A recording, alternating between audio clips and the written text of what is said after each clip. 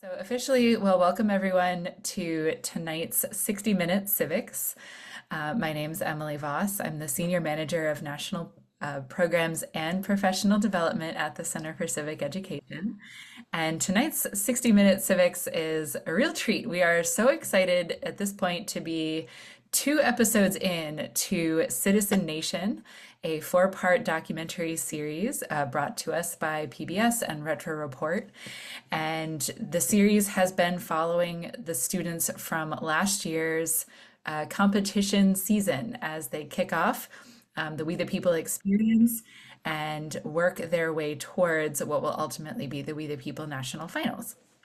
But as we know, and as we're going to be eager to get into conversation, We the People is so much more than a competition. There's so much that goes into it, from the teachers who support the students to the students that are, working really, really hard and wrestling with a lot of really major questions in their lives. So the documentary has set this up really beautifully in the first couple episodes. And so we're excited tonight to have a panel discussion with some of the featured stars in the show as well. So I will, at this point, very happily introduce you to tonight's moderator. Bo Dul was a key member of the 2000 to 2001 Arizona We the People State Championship We the People team, which placed in the top 10 at nationals. She and her family came to the United States as Cambodian refugees in 1988, settling in Phoenix. Bo excelled academically, and she graduated summa cum laude from Arizona State University with 3 degrees. She later earned a law degree from NYU and a master's in public affairs from Princeton. Bo's legal career has included working at Sullivan and Cromwell LLP, clerking for Chief Judge Theodore McKee, and becoming a partner at Perkins Coie LLP. She founded the Phoenix Legal Action Network, a pro bono immigration law program. In 2019, Bo was appointed Arizona's State Elections Director and later General Counsel in the Secretary of State's office. Since 2023, she has served as General Counsel in the Arizona Governor's Office. So there is no better person that we could have had join us as moderator for tonight's conversation. And I'm going to happily hand things over to her. If you do have questions during tonight's presentation, please feel free to use the chat. Great. Thank you so much, Emily. Good evening, everyone. Thank you for Emily and the rest of the Center for Civic Education team for organizing tonight's panel. As Emily alluded to, I'm, for many personal reasons, super excited to be here, including just noticing now that Tim Smith, Mr. Smith, who was our We the People teacher when I was in high school at Corona del Sol High School, is in the audience. So a big shout out to Mr. Smith. Those were very formative experiences for me, and it's quite full circle to be here. So again, my name is Bo Dul, and as Emily noted, I currently serve as General Counsel in the Office of the Governor in Arizona. And my path to my current career in government and public service really started when I was a student participant in the We the People competition in high school. So I'm thrilled to welcome you all to today's panel discussion on Citizen Nation, which really brings the We the People story to life. I've actually been watching the episodes as they go on streaming with my 9-year-old daughter, and I wasn't sure how exactly it would land with her since she's only in 4th grade, but we've both just been completely captivated. I love the cinematography. I love the focus on the students and their lives and how they're grappling with all these overlapping issues, both specifically inside the We the People programming and in their own lives and just their place in the world as they're going through those teenagers. So Citizen Nation is streaming on PBS networks nationwide. I encourage you to go and watch those if you haven't caught up yet. We're thrilled to explore this powerful film and follow the journeys of the students that are preparing for the competition from their state level competitions all the way to the national finals. So this documentary, I think just having gone through it myself, I can attest that it truly captures the intense preparation and dedication of these young students and sheds light on the importance of civic education in shaping the next generation of engaged citizens, which Having worked in elections over the last 8 or so years, engaged citizens are truly the quintessential building block necessary factor in the success of our democracy. So I did We the People in high school many, many years ago, and can still remember vividly how formative and intense that experience was and how much it shaped me. It probably was the experience that most influenced me to change from a pre-med to a pre-law track in college and instilled in me a deep commitment to our democracy. And like some of the students that are highlighted in Citizen Nation, mine is a family of immigrants. So we started out as outsiders and newcomers to this country. And I'll say that in those formative high school years, We the People and my experience there, the relationships that I developed and the grappling that I did on these issues really helped deepen my sense of belonging, that I am part of We the People and I have a role to play in making this country better. So today we're privileged to hear from 3 incredible individuals who played pivotal roles in bringing the We the People story to life. So join me in welcoming our panelists. We have Brett Sigler, the talented filmmaker behind Citizen Nation. He's going to share insights into the creative process and the inspiration behind the documentary. We have Robert Schupbach, a featured teacher in the film, who will discuss his experience working with students and the impact of civic education in the classroom. And if you watched episode 2, which just aired yesterday, Robert is featured prominently there. And then we have Lincoln Hirata, a featured student who will provide us with a firsthand account of their journey through the We the People competition and their perspective on civic engagement. So we will start with some questions we have prepared for our finalists, and then we'll open it up for Q&A with the audience. So let's dive in and learn more about the making of Citizen Nation and its powerful message on the importance of civic education. We'll get started with a question for Brett.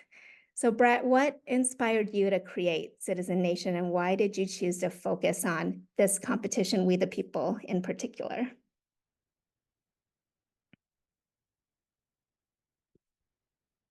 Oh, you're on mute, Brett. Before I, yeah, before I, you'd think I could work these Zooms, but it's beyond my technical capabilities. But before I answer that question, I just want to thank CCE for sticking with us on this and for hosting this panel. And it's so awesome to see all these like faces, people that have really been stuck with me for, I mean, at this point, 4 years, going on 4 years to sort of make this see the light of day. I think people probably have their doubts.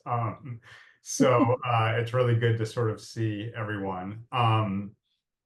Yeah, I mean, I think in terms of what what made me want to make this film is I think sort of after soon after 2020, I had been the project I had sort of recently completed was about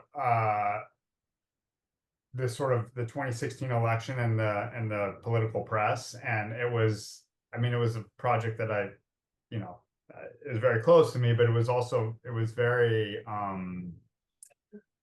rooted in, and I think a lot of the sentiment that sort of prevails today, and there was so much sort of negativity around it.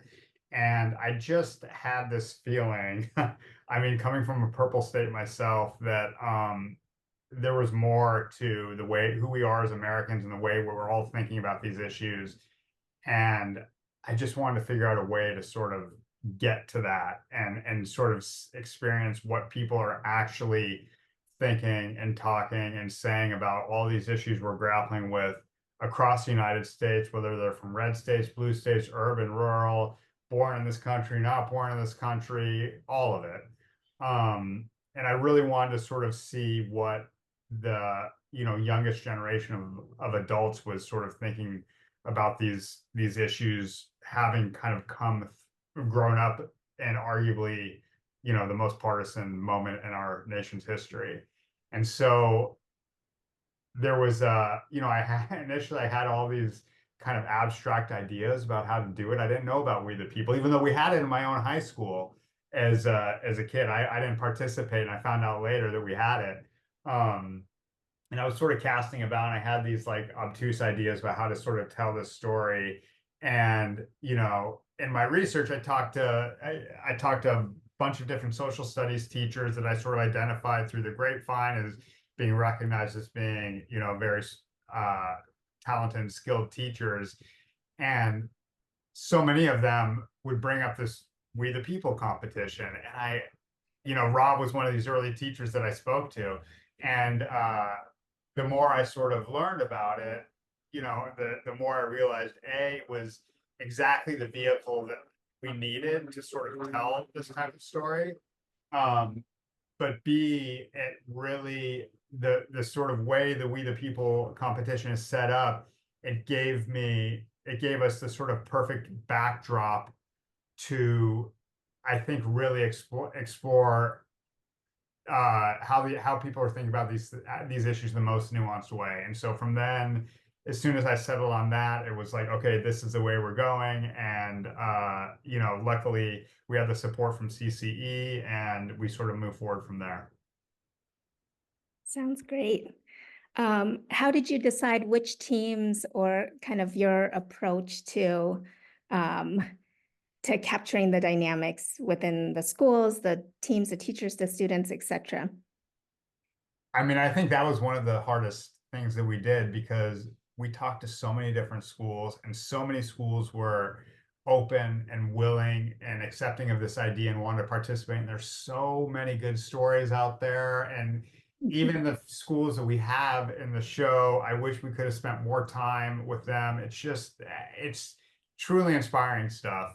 Um, but I think, to answer your question, I mean, we were trying, again, like I said, really one of the goals of this film was really to sort of show the tapestry of America, and you know, the different sort of experiences that are out there and how they inform the way that we're, you know, thinking and talking about the same issues.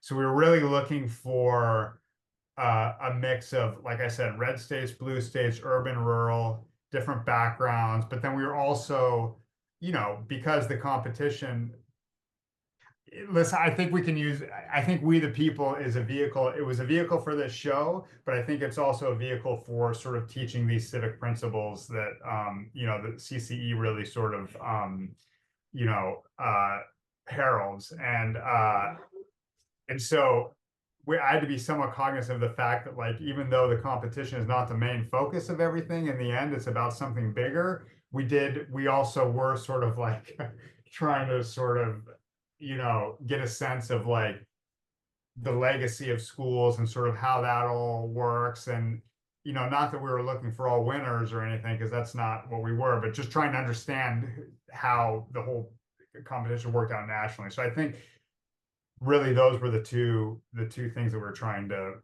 the two boxes we're trying to check. Yeah, I think the dynamic of the kind of legacy of the schools really played out really nicely in terms of providing context to what the students' experience was like, trying to fill shoes of the teams before them. So let's move on to Rob from the teacher's perspective. So Rob, can you start by telling us just where you teach, how long you've been teaching, and doing We the People for those who haven't seen episode 2 yet? And then we want to hear from you about how being a part of Citizen Nation affected your experience as a teacher in the We the People competition. Hey, thank you, Bo. And Bo, I started to tear up a little bit, you know, when you were speaking. So to Tim out there, thank you for being a good teacher, and thank you, Bo, because I really hope, you know, I have students who will be like you one day, and you know, so great. My, I know I got really emotional, but it's been a big day. My name is Rob Schupbach, and I've been teaching for over a decade now. I have recently just resigned. I am currently a caretaker for my parents. My mother in 2022, she had back surgery, and it didn't go as planned. So, you know, just take it as it comes. And things were becoming too difficult at school. And so thank you, Brett, for making sure my burnout is, you know, preserved for posterity. So thank you. I think this is so important. The things I have gotten from Citizen Nation, from Brett. Brett, by the way, thank you. It is absolutely touching and beautiful, the story of America that we're telling here, this narrative that students are not the students you see on Euphoria. They aren't the students that, are spray painting and, looting and doing all the things that we think they're doing. They're actually really struggling right now in this time. So I really, I think that's really what I've got the most out of it. I'm really getting to see everyone's story, not just my kids, but every kid out there and all of our teachers out there. Let's talk about burnout. Let's talk about, you know, the massive burden that are on teachers today. I simply look at every single teacher, whether it's a civics teacher, social studies, whomever. If you are in a classroom right now, take something off your plate, please.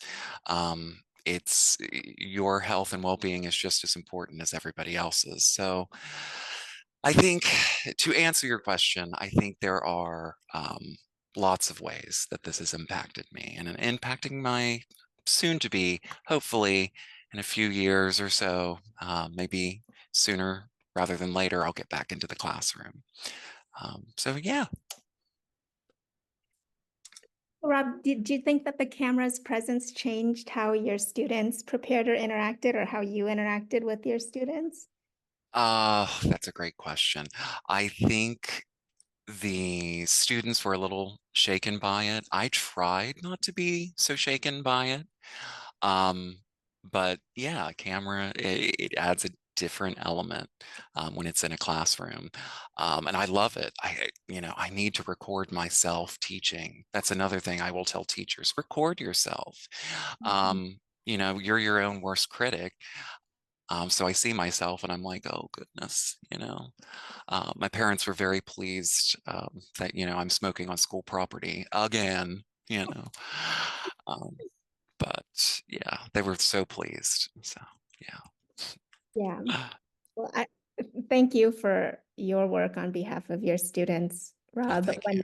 When I was the state elections director in Arizona in the 2020 election in the midst of the pandemic, attempting to put on a very contentious presidential election that year under circumstances the state had never dealt with before, I would joke that election officials were giving teachers a run for their money, in terms of the most Very true. like underpaid, overworked, thankless job Yes.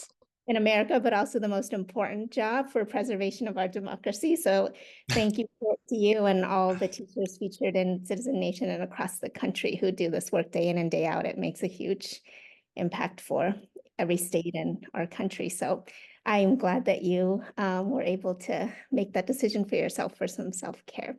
Yeah. Thank you. Thanks. Okay, so let's move on to our student, Lincoln.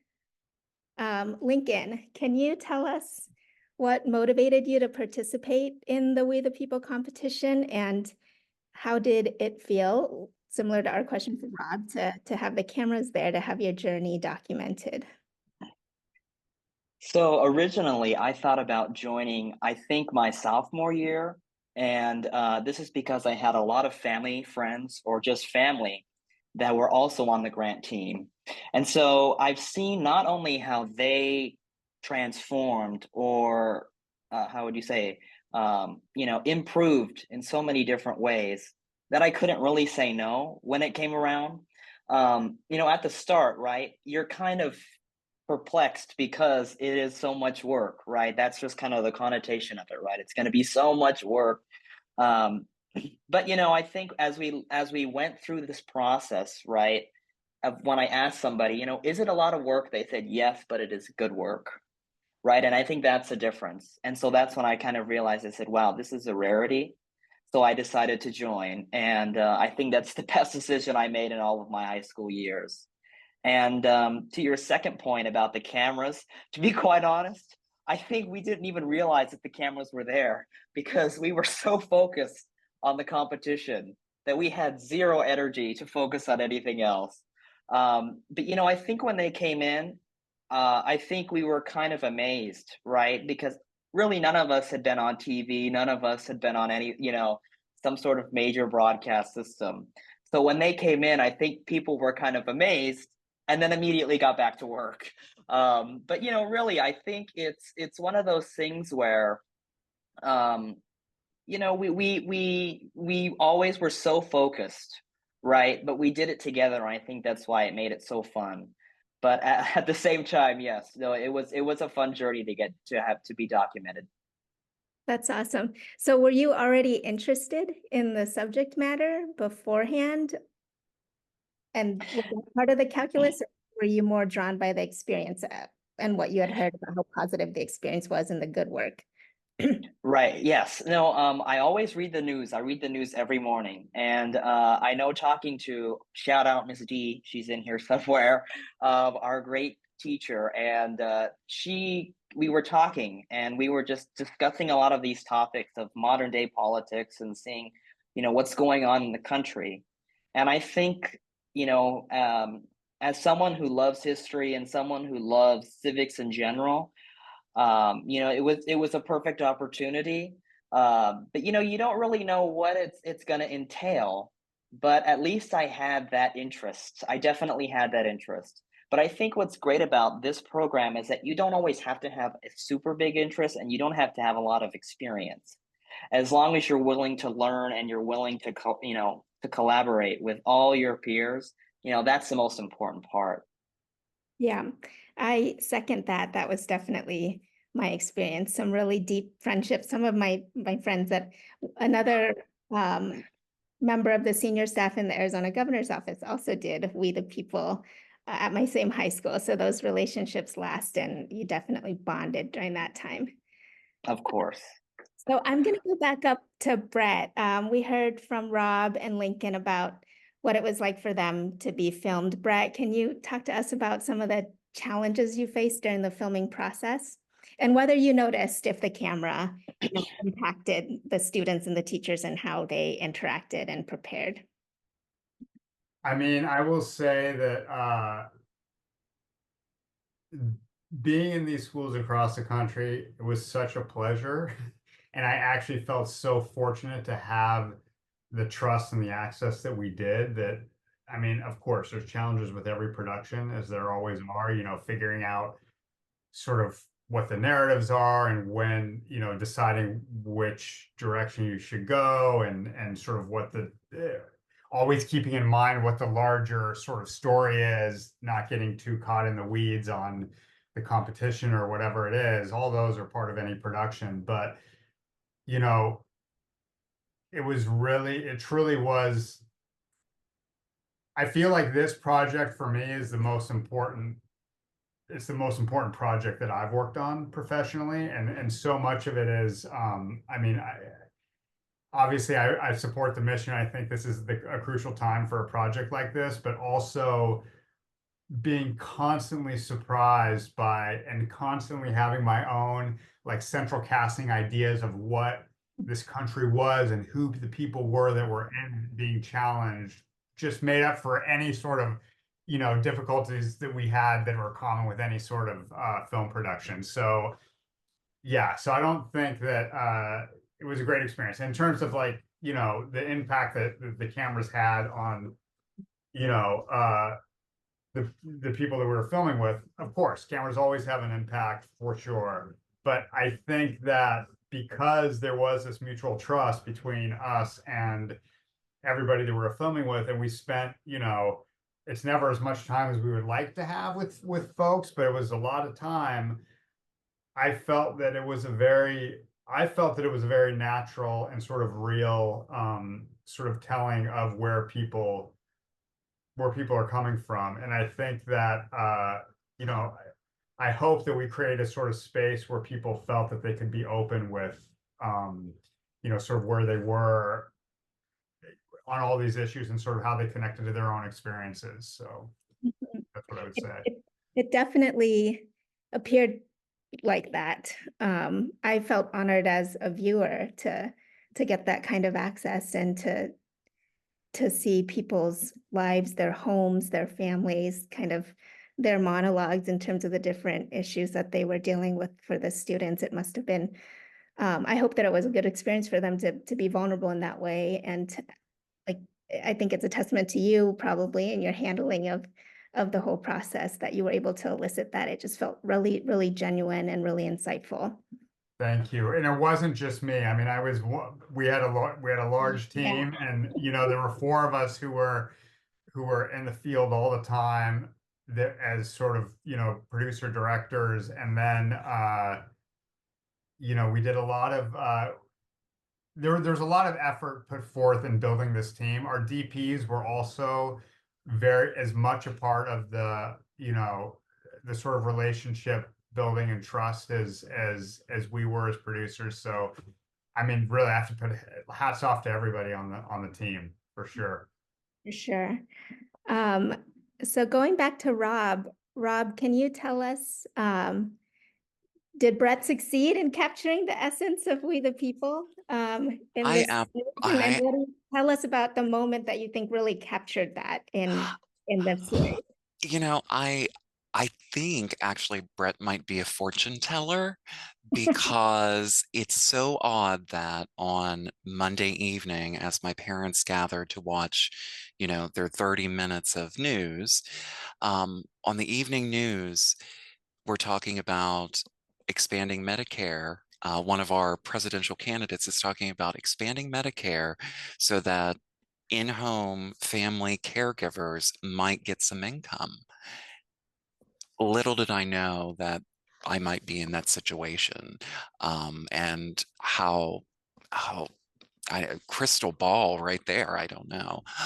Brett made us feel very much at ease, and I think knowing that and speaking with him and knowing he had a vision really put me at ease.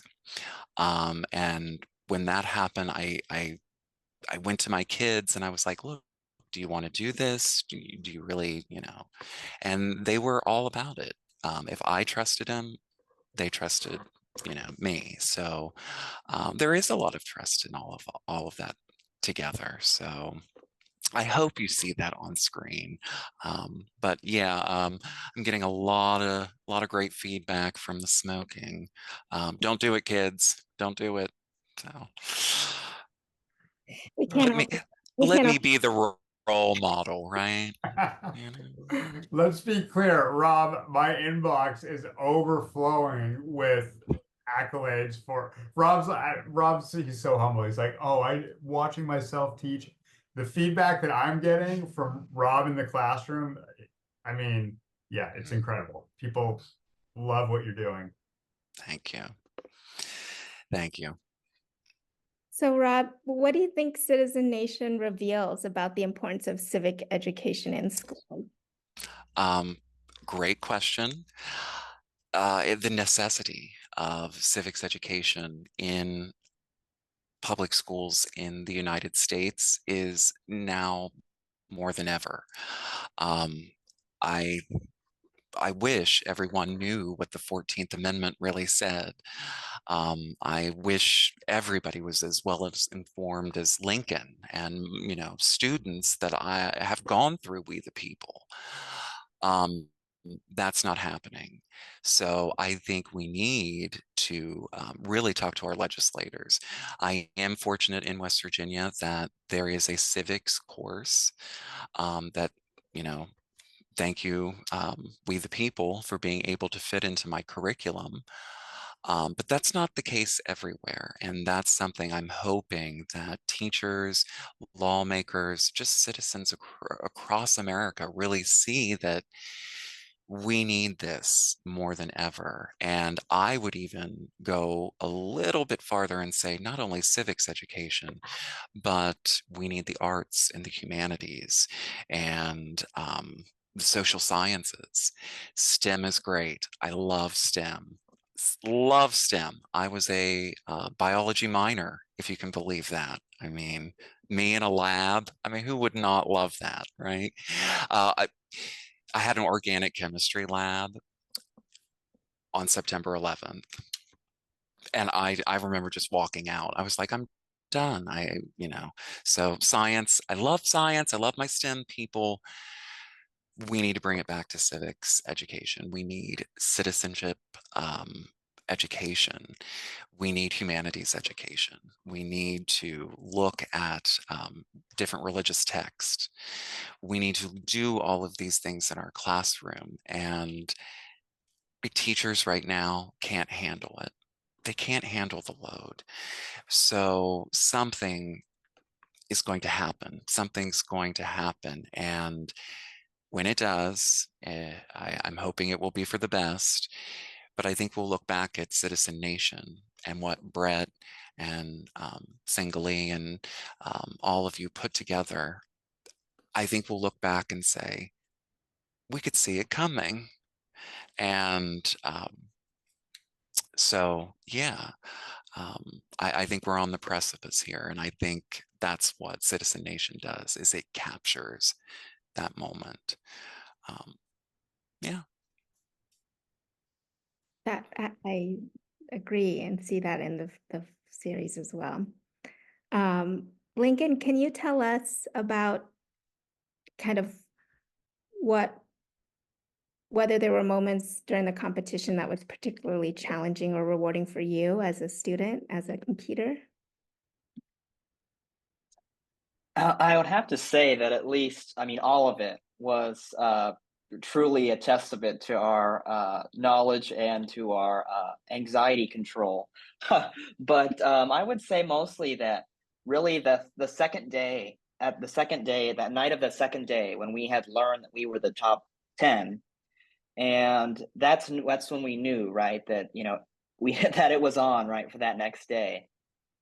And I think I saw a type of I guess I felt something in the room going back to the hotel, right? That we were gonna that it was on, right? That we were gonna be studying, we were gonna be on it for the next 4 hours, where we can get another 4 hours of sleep and try to get up and do it all over again. But I obviously, right, the most rewarding was at the end, right, when we figured it out. But I think something that I remember was on the way to the award ceremony. One of my friends was sitting next to me, and she said, "Well, what happens if we don't win?" And I looked at her and I said, if you look at it, right, all this that we've learned in these past, past few months, these things that we have learned will change our life forever, right? That even if we don't win, we've won in so many different ways, right? That it's not just about the title, right? But it's everybody has won in this competition, right? That it's truly changes our path, and it truly changes how we look at our country. But more importantly, right, that it wasn't about the winning. Obviously, we enjoyed it, but that wasn't the whole premise of it, at least in my mind. And I think she got that too after, and she kind of was, a little bit more calm going into the award ceremony. But yeah, I think that's a better way to look at it. Great. So I don't think you've shared with us yet, Lincoln. Can you tell us where you are now, what you're doing, and how participating in both the competition and the documentary may have impacted your aspirations or your trajectory since high school? Well, I'm currently in the Knight Library at the University of Oregon. Go Ducks to all Go you Ducks Ducks. fans out there. My alma mater Yeah, also. Brett. Yeah, that's right. But currently I'm studying business administration. And to your next point, yes, it has changed my trajectory because I would like to go to law school. And I'm certainly not the only one. I think on our team, we have about, maybe 10 or 12 students that are also trying to pursue law right now. I had a friend call me yesterday and say, oh, I miss con team, I miss getting together with the gang and stuff. And I think she's actually converted as well and said, I'm going to try and shoot for law school as well. So really, this this opportunity has really changed our lives. I think we all thought that it was going to be one of those things where you just join a club, right? And it's you go a couple times a week and that's about it. You forget about it. But really, it has changed our lives. And I think it's hard to really, at our age, to kind of perceive something like that. But as we look to the future, right, those 5 or 6 months, they really changed our lives. And and I have to owe it to our coaches too, who were such good examples for us.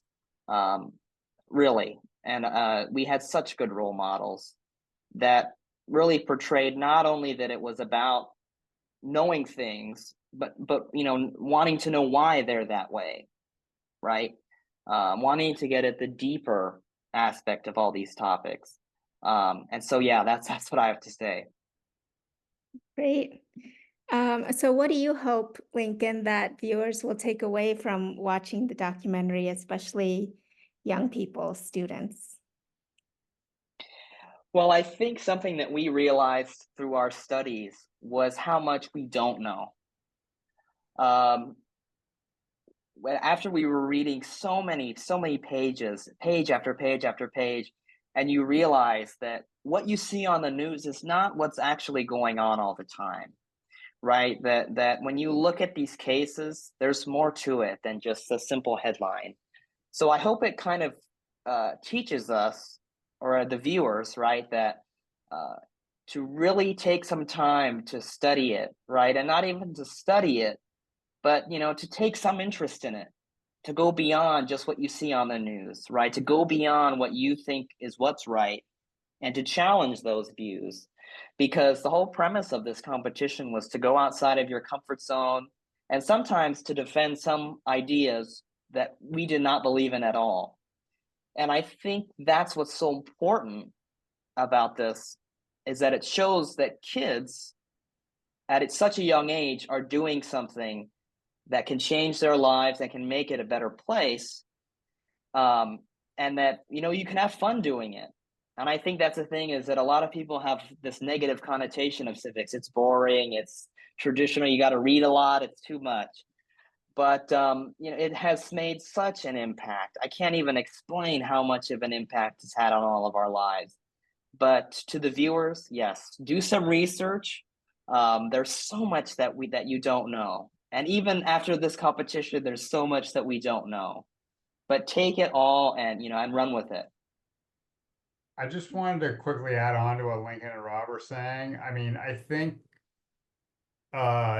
what's so remarkable about, what happens in the We the People program, but also in, quality civics education across the board, is they're providing us, and I hope this comes across in the show, but this is a roadmap out of partisanship to me. I think, it's that intersection of, as Lincoln was saying, like really sort of deep research and evidence-backed sort of arguments, and understanding that these are complicated, nuanced issues with no right answer, mixed with sort of the practice of sort of trying to understand where other people are coming from. It's not about changing minds, it's about understanding where other people are coming from. And I think having a well sort of researched, intelligent conversation about that. And, I think the large majority of the time when that happens, you're going to find a lot more common ground with folks than disagreement.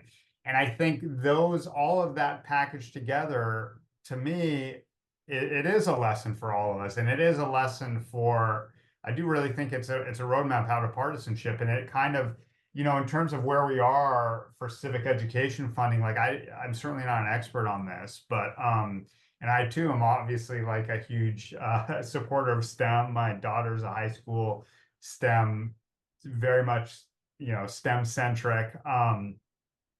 But I feel like, and I don't know if it's a chicken and again, not an expert, but I feel like there's like a chicken or the egg thing here. Like, has our partisanship somewhat, it's very complicated and there's lots of things that contribute to it, but is it somewhat connected to the lack of quality civic education? Or is our hyperpartisanship contributing to the fact that we're unwilling to fund quality civic education? I don't know the answer to that, but I do.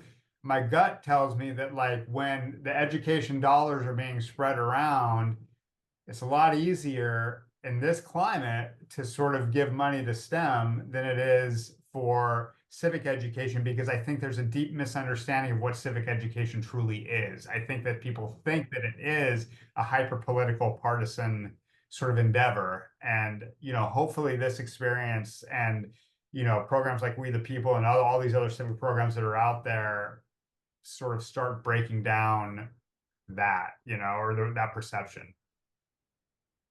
Yeah, when I think about this program and the experience that I had, like it was just similar to what Lincoln described, so formative. But but Brett, I think you mentioned that it was available at your high school, but you didn't know about it. It's so unfortunate that such a small proportion of the school and the students are able to participate. Rob, I don't know if you have thoughts from a teacher's standpoint of ways that this can be scaled out, or is the resource constraint just too much? I guess I will add that in November, there are several states facing the issue of vouchers and school vouchers. So I will put that out there because those are draining funds from public schools. No matter how you dice it, that is what is happening. Um, I I'm sorry, Brett. I had approached teaching from, hey kids, just go on to Facebook and say whatever you want. It's working, right? Brett's right. The civic education can be a big neutralizer for partisanship, and maybe it will, maybe it'll allow us to slow down and listen to each other. And again, going back to what Lincoln said, constructing an argument is very important. Not just getting on your social media and seeing who can be, the most vulgar and disgusting. Do students need that training? Absolutely. We forget that, the brain is not fully developed at 15, 16, 17 years old. We are dealing with formative minds that still have some plasticity. So to be able to give them the We the People curriculum is giving them kind of a gift, I believe, of being able to go and make their own arguments and do their own research. Mhm. Just keep an eye on the time here. I'm going to ask kind of one last question of our panelists, and then we'll turn it over and see if there's any questions from the audience.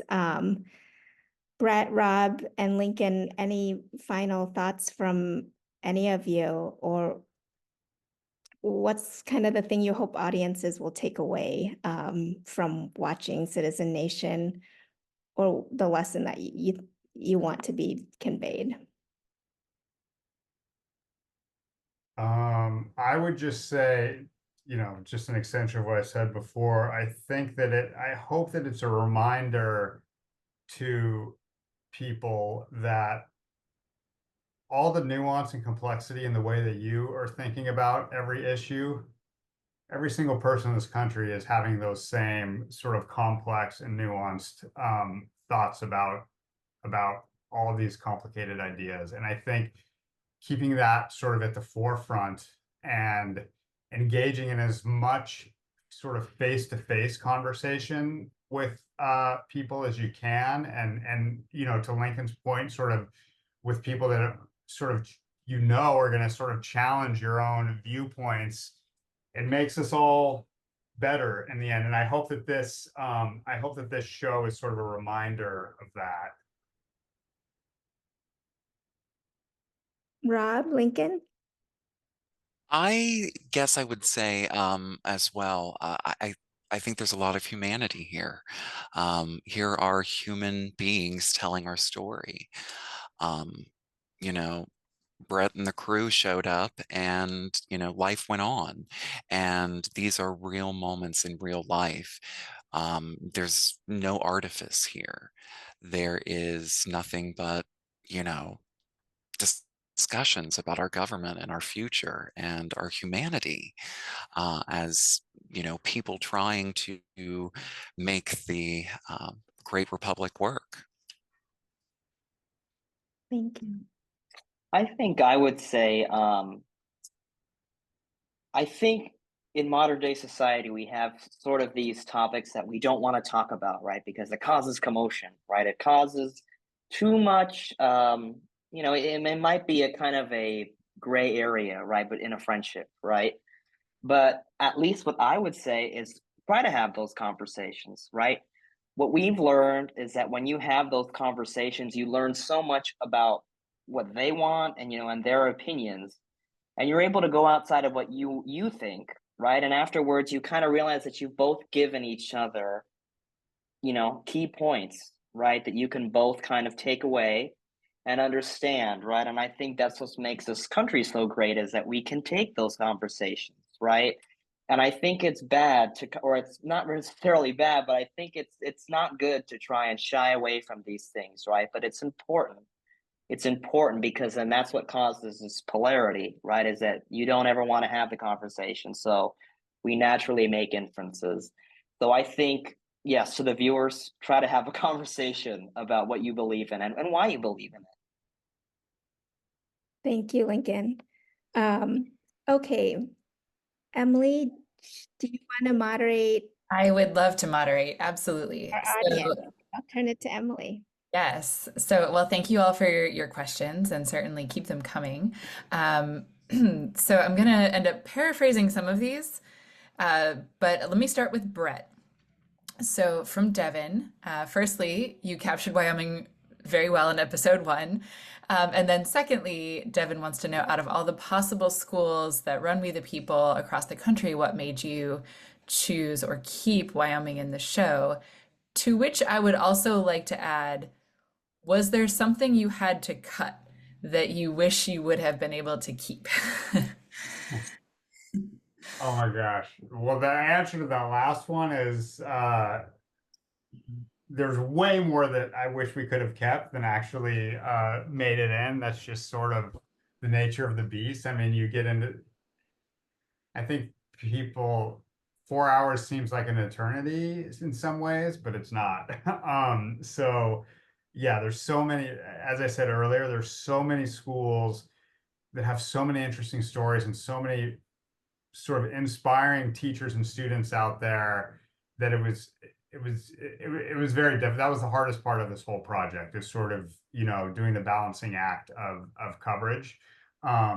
And then also, as I said earlier, even the schools and teachers and students that are in the show, there's so many of them, all of them. I wish we could have had more time with all of them. Wyoming specifically, I mean, again, it just sort of goes back to, you know, we're trying to like collectively build the most representative tapestry of,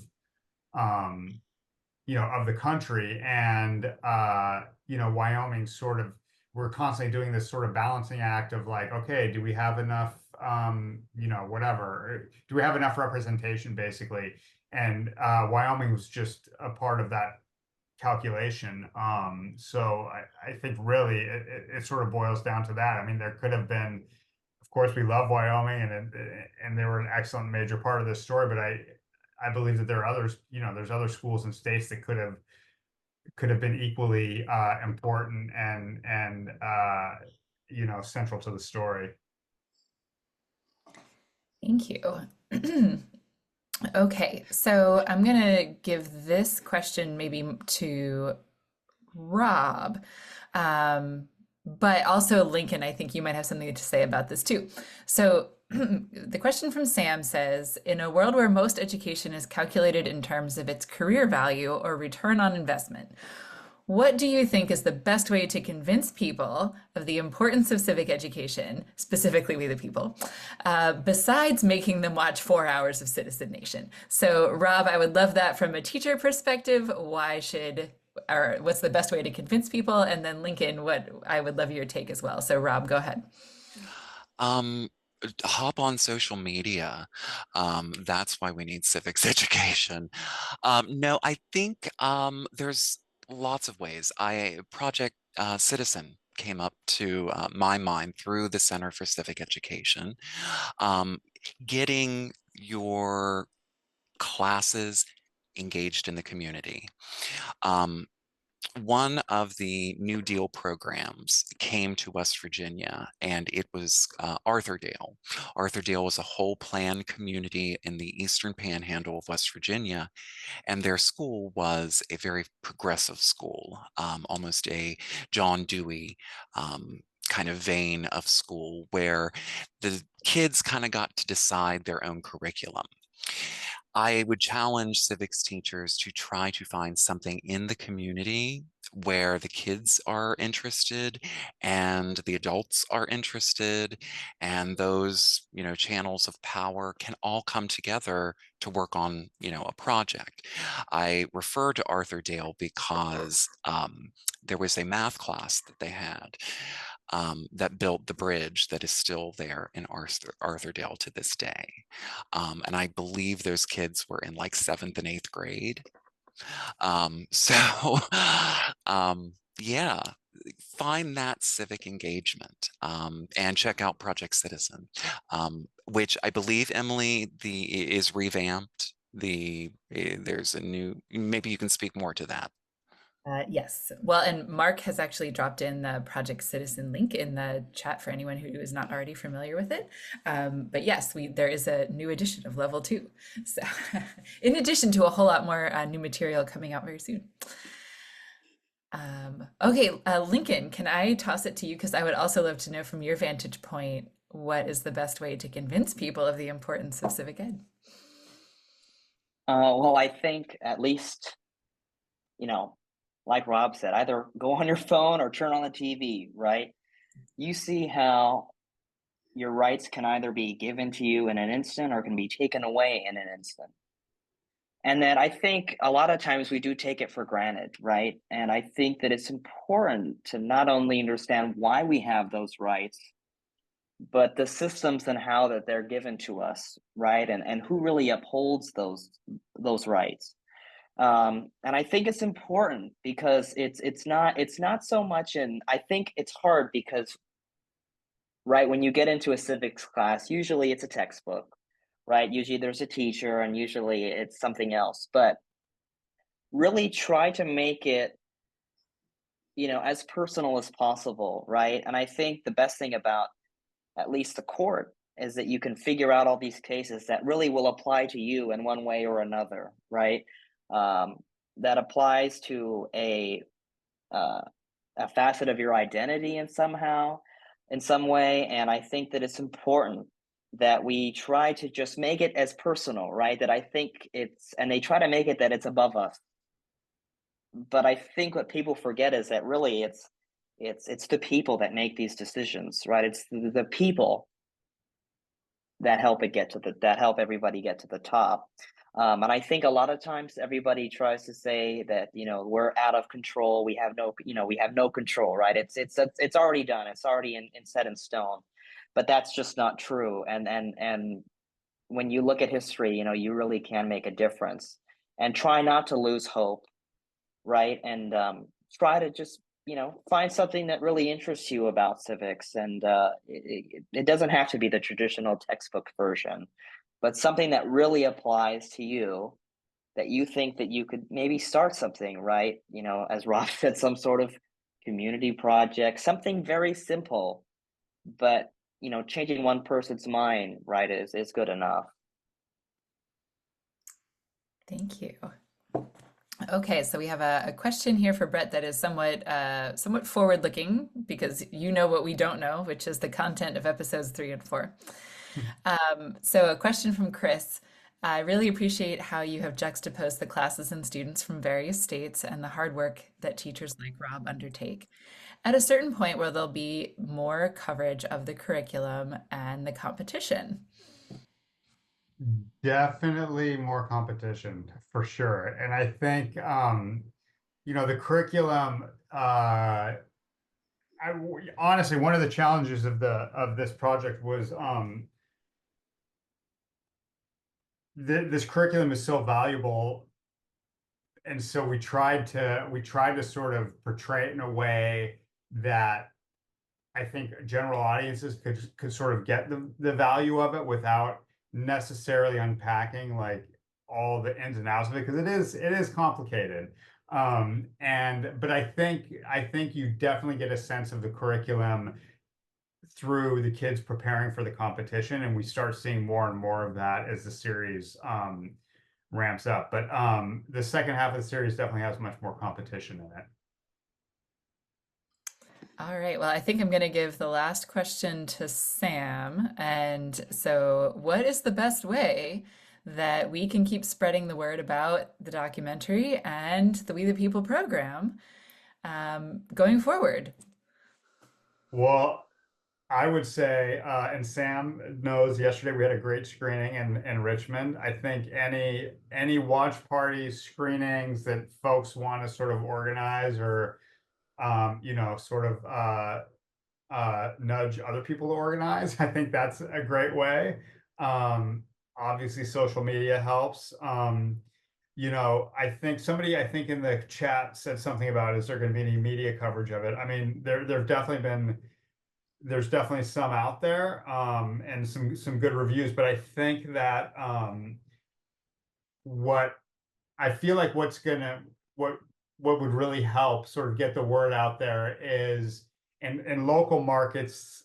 I know there's people from all over. If you sort of know, if you sort of know any sort of, if you have ideas of any kind of like local news peggy things that are happening with sort of We the People, or anything that's happening in any of the schools around there, or what what schools are doing now, or what students have gone on to, and how maybe We the People has sort of you know uh motivated them or helped them along the way. And if you think like a reporter, those types of tips, as I would say, would be helpful to kind of pass along. And I think we found a lot of local media is really sort of interested in these stories. From my perspective, those are the biggest things. And obviously just telling everybody to watch the show. Oh, wait, Sam, thank you. Salon and Wall Street Journal both did good write-ups that are quick and easy to share and not too specific to any one school or market. So if anyone is looking for a quick write-up of what's in the episodes to send people, thank you, Sam. Absolutely. That is a great reminder that folks can send that out to their family and friends. And also, Common Sense Media also did a really great review and write-up. So, a lot of people have yeah, that's a great one to send around as well. And Mark is posting some of the direct links in the chat for those of you who might want to grab those. Well, with that, I think we have reached our 60 minutes for today's 60-minute Civics. Thank you so much to our moderator, Bo Dul, and thank you so much to our panelists, Brett, Rob, and Lincoln. Thank you for sharing your insights into really all of last year and how that has informed what we're all watching on Citizen Nation these last couple weeks. Again, thank you all so much, and we wish every one of you the best, and look forward to seeing all of the rest of the audience at our future 60-minute civic sessions. Thanks a lot, everybody. Have a good night.